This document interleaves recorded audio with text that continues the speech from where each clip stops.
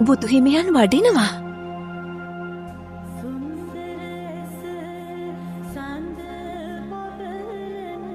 ඔබතුමා දැන් කුමක්ද කරන්නට යන්නේ?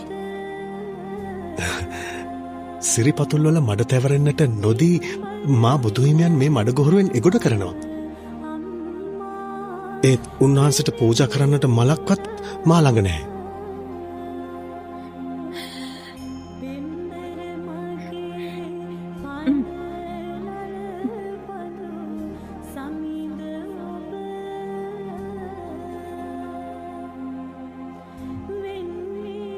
ස්වාමීනි, වඩිනු මැනවි.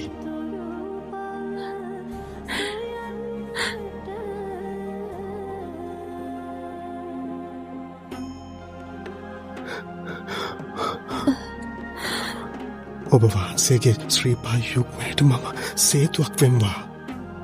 මතු ලොවතුරා පුතුව සියලු සත්වයන් සංසාර සාගරයෙන් ගොඩලන්නටද සේතුවක් වෙම්වා.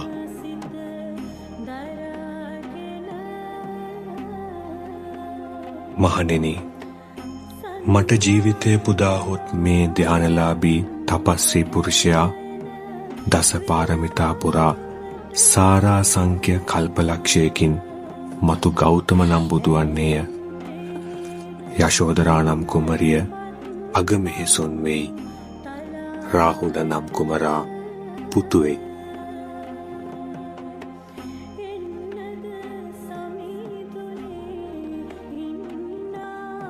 යශෝදරා මම වෙම්වා. ඒ රාහුල මාතාව මම වෙම්වා. පාරමිතා පූර්ණයට අනුබල දෙමින් බුද්ධත්වයේ දක්වා ආත්මයක් පාසා සංසාරය ඇවිද යන්නට විවරණ ලබම්වා. පින්වතිය, ඔබගේ ප්‍රාර්ථනයද ඉෂ්ට සිද්ධ වන්නේය.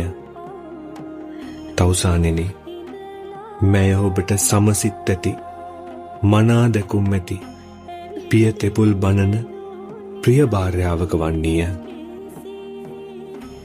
මම ඔබ සමග සංසාරයේ සැරිසරන්නම්. සෑම ආත්මයකම ඔබගේ ස්වාමි පුරුෂයා වෙන්නම්.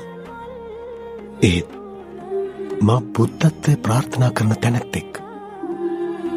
ඔබ අතර තපසට යා හැකි ඇස්, ඉස්, මස්, ලේ පමණක් නොව ඔබ වැදූ දරුවන්ට දන් දිය හැකි. එහිදී ඔබට දරාගන්නට සිදුවන දුක් ගැහැට අනන්තයි, අප්‍රමාණයි.